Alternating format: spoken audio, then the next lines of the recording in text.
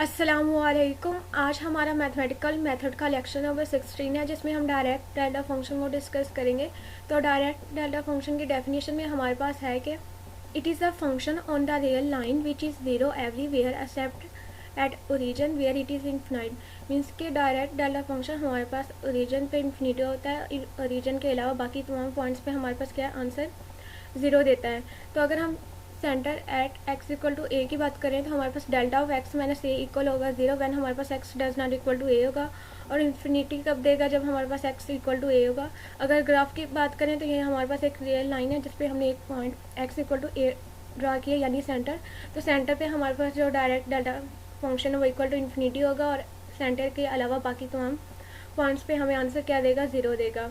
इस तरह अगर हम center x equal to zero की बात करें तो हमारे पास डेल्टा ऑफ एक्स इक्वल होगा ज़ीरो वैन हमारे पास x does not equal to zero होगा। और हमारे पास इन्फिनिटी कब होगा? जब हमारे पास एक्स इक्वल टू ज़ीरो होगा। और अगर ग्राफ की बात करें तो इस तरह ये हमारे पास हॉरिजॉन्टल वर्टिकल लाइन है, जिसमें हमारे पास रियल लाइन पे हमारे पास एक्स है और वर्टिकल लाइन पे हमारे पास एफ ऑफ एक्स है। अब हम properties of direct delta function की बात करेंगे तो फर्स्ट नंबर पे हमारे पास है कि integral minus infinity to infinity delta of x minus a d x equal है वन, यानी हमारे पास जो area of direct delta function वो इक्वल होता है one. Minus infinity less than x और एक्स लेस देन इन्फिनिटी। तो जब हम इसको प्रूफ करेंगे तो बाय डेफिनेशन कि हम इस डेफिनेशन को अप्लाई करेंगे, हमारे पास जो फर्स्ट पार्टीशन में इंटीग्रल होगा वो हमारे पास होगा minus infinity to a delta of x minus a d x plus integral a to a delta of x minus a d x plus integral a to post infinity delta of x minus a d x. जब हम value substitute करवाएंगे हमें पता है कि direct delta function सिर्फ region पे हमें मैक्सिमम आंसर देगा, बाकी तमाम पॉइंट्स पे हमें आंसर ज़ीरो देगा। तो हमारे पास जो इंटीग्रल माइनस इन्फिनिटी टू ए ये भी हमारे पास कन्वर्ट हो जाएगा ज़ीरो में। इस तरह जो हमारे पास इंटीग्रल ए से पोस्ट इन्फिनिटी ये भी कन्वर्ट हो जाएगा ज़ीरो में। तो सिंपली हमारे पास इसकी सेंटर पे हमारे पास मैक्सिमम नंबर आ जाएगा वन। तो इस तरह ये हमारे पास इक्वल हो जाएगा वन। सेकंड प्रॉपर्टी में है कि integral minus infinity to infinity f of x delta of x minus a d x equal f of a. अब इसको हमने प्रूव करना है तो इसके लिए भी सेम हम डेफिनेशन को यूज़ करेंगे, यानी सबसे पहले हम पार्टीशन करेंगे। तो पार्टीशन में हमारे पास सबसे पहले आ जाएगा integral minus infinity to a f of x delta of x minus a d x plus second partition में हमारे पास आ जाएगा integral a to a f of x delta of x minus a d x plus integral a से post infinity f of x delta of x minus a d x. अब तो जब हम इसकी वैल्यू सब्सटीट्यूट करवाएंगे, अब क्योंकि हमारे पास इंटीग्रल में फंक्शन भी इन्वॉल्व है, तो फंक्शन में जब हम एक्स की प्लेस पे अपर एंड लोअर वैल्यू पुट करवाएंगे तो सिंपली यहाँ पे हमारे पास क्या आ जाएगा ए, और ये इंटीग्रल माइनस इन्फिनिटी टू ए और ए टू फर्स्ट इन्फिनिटी ये ऑलरेडी हमारे पास इक्वल हो जाएगा ज़ीरो। तो सिंपली जब हम जो हमारे पास सेंटर पर इंटीग्रल है यानी ए टू ए, इसमें जब हम ए सब्सटीट्यूट करवाएंगे तो हमारे पास सिंपली एफ ऑफ ए क्योंकि कांस्टेंट है तो ये हमारे पास इंटीग्रल के बाहर आ जाएगा, और सिंपली हमारे पास इंटीग्रल ए से a delta of x minus a d x plus zero हो जाएगा। और अभी हमने ऊपर कहा कि हमारे पास जो इंटीग्रल सेंटर पे वो इक्वल होगा वन, तो सिंपली जब हम वन को एफ ऑफ ए के साथ मल्टीप्लाई करवाएंगे तो वो इक्वल आ जाएगा एफ ऑफ ए। ये हमारे पास थी second property of direct delta function. तो अब हम Laplace transform of delta function को डिस्कस करेंगे। तो हमारे पास नंबर वन पे है कि Laplace of delta of t minus a equal है e to power minus a x. तो जब हम इसको प्रूफ करेंगे तो सबसे पहले अभी हम प्रूफ करके आए कि अगर हमारे पास इंटीग्रल में फंक्शन इन्वॉल्व हो तो वो इक्वल होता है एफ ऑफ ए के। तो जब हम इसको अपने प्रूफ में यूज़ करेंगे तो हमारे पास आएगा Laplace of delta of t minus a equal है इंटीग्रल जीरो से post infinity by definition of Laplace transform e to power minus s t delta of t minus a d t equal है f of a. तो यहाँ पे हमारे पास जो F of a function वो क्या है? E to power minus x t. तो सिंपली यहाँ पे हमारे पास एफ ऑफ ए की प्लेस पे आ जाएगा e to power minus a x, क्योंकि लाप्लास ट्रांसफॉर्म में हमारे पास जो वेरिएबल टी है वो कन्वर्ट हो जाता है एस में, लेकिन एस यहाँ पे क्योंकि ऑलरेडी है तो यहाँ पे जो सिंपली हमारे पास जो सेंटर ए है वो कन्वर्ट हो जाएगा ए में। तो सिंपली हमारे पास जो आंसर आएगा वो इक्वल आएगा e to power minus a x. उसके बाद सेकंड हमारे पास है कि Laplace of delta of t equal होता है वन, यानी कि हम अगर यहाँ पे अगर सेंटर हमारे पास एक्स इक्वल टू ज़ीरो हो तो यहाँ पे हम जब ए की प्लेस पे ज़ीरो पुट करवाएंगे तो हमारे पास आएगा ई टू पावर ज़ीरो, और किसी भी चीज़ की पावर अगर हमारे पास ज़ीरो हो तो इक्वल होता है वन। तो सिंपली यहाँ पे हमारे पास Laplace of delta of t equal आ गया 1। अब उसके बाद थर्ड पे हमारे पास है कि Laplace of f of t delta of t minus a equal है f of a e to power minus a x, यानी कि अगर हमारे पास लाप्लास में डेल्टा फंक्शन के साथ function f of t involve हो तो उसकी हमारे पास जो लाप्लास है वो इक्वल होती है f of a e to power minus a x.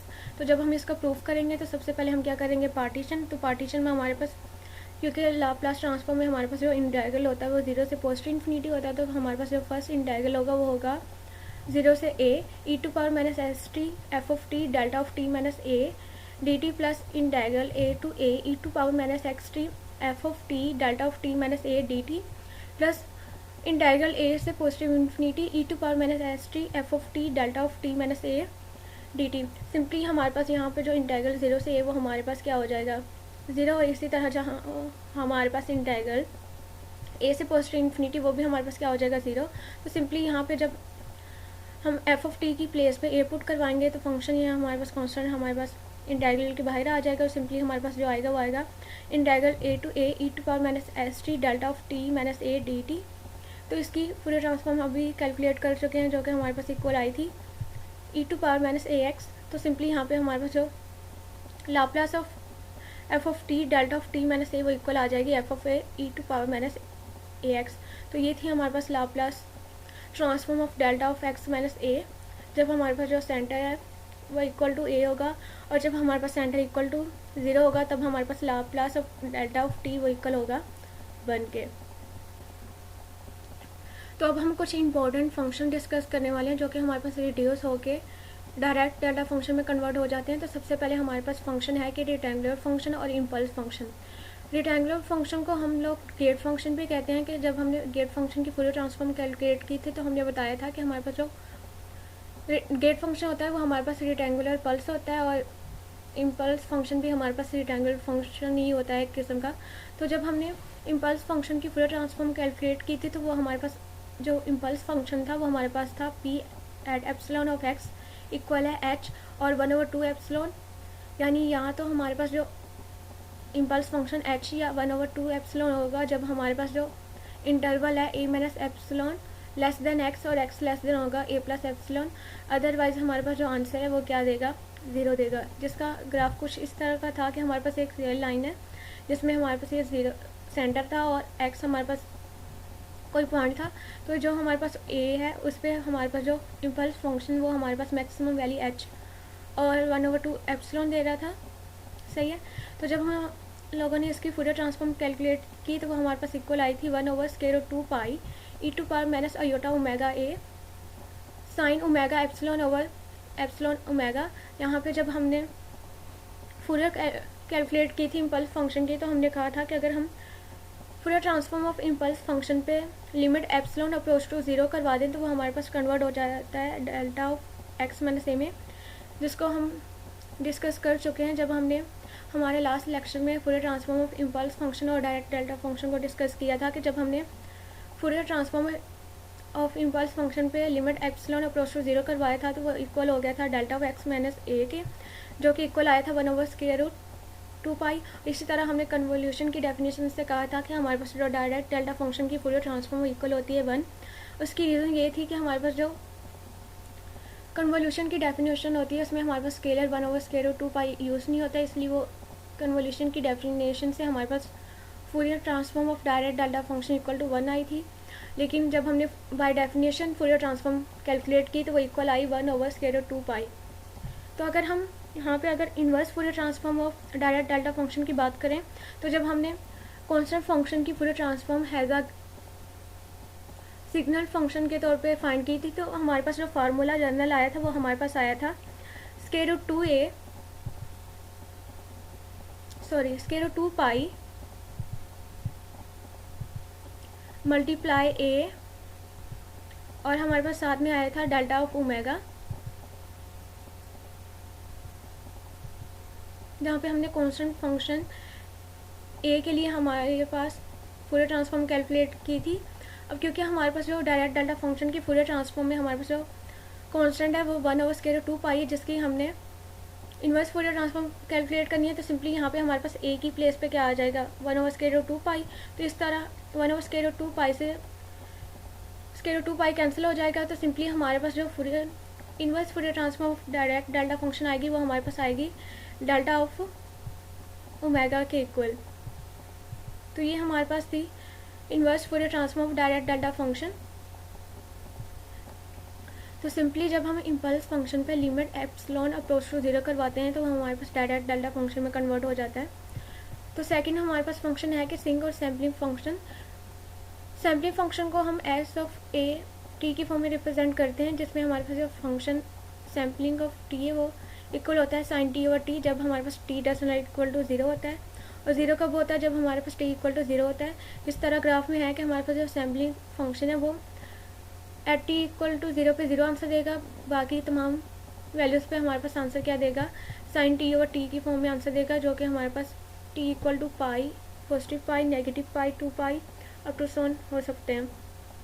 तो सैम्पलिंग फंक्शन को हम पहले भी यूज़ कर चुके हैं जब हमने गेट फंक्शन को फूरियर ट्रांसफॉर्म कैलकुलेट करके उससे सैम्पलिंग फंक्शन में कन्वर्ट किया था। देन हमने सैम्पलिंग फंक्शन पे लिमिट के अप्रोच टू इन्फिनिटी करवा के उसे डायरेक्ट डेल्टा फंक्शन में कन्वर्ट किया था, जिससे हमारे पास कांस्टेंट फंक्शन की फूरियर ट्रांसफॉर्म हम लोगों ने कैलकुलेट की थी।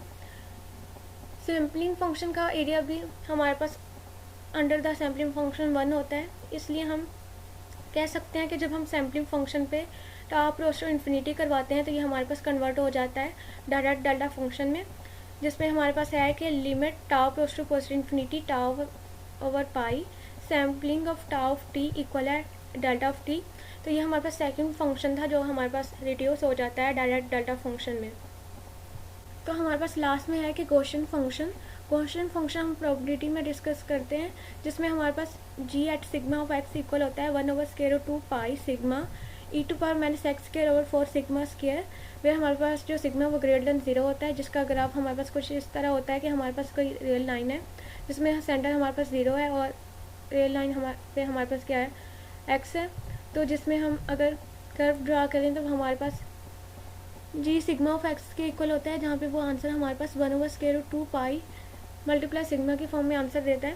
तो गॉसियन फंक्शन भी, क्योंकि हमारे पास इसका एरिया भी under the Gaussian function equal to 1 होता है, तो जब हम इस पर पीसवाइज फंक्शन डिफाइन करते हैं और limit sigma approach to infinity करवाते हैं तो हमारे पास जो Gaussian g sigma of x वो भी कन्वर्ट हो जाता है डेल्टा ऑफ एक्स में। तो इस तरह हमारे पास गॉसियन फंक्शन भी हमारे पास limit sigma approach to infinity करवाने से डेल्टा ऑफ एक्स यानी डायरेक्ट डेल्टा फंक्शन में कन्वर्ट हो जाता है। तो ये थे हमारे पास 3 फंक्शन जिन पे अगर हम लिमिट अप्लाई करवाएं तो हमारे पास डायरेक्ट डेल्टा फंक्शन में कन्वर्ट हो जाते हैं या ये कलर के रिड्यूस हो जाते हैं। आई होप ये तीनों फंक्शन आपको क्लियर हो गए होंगे, क्योंकि हमारे क्वेश्चंस में यूज़ हो रहे थे इसलिए हम लोगों ने इसे डिस्कस किया। आई होप आपको डायरेक्ट डेल्टा फंक्शन से रिलेटेड जो भी क्वेश्चन होगा आपको वो क्लियर हो गया होगा। वीडियो अच्छी लगे तो वीडियो को लाइक ज़रूर करिएगा। अल्लाह हाफिज़।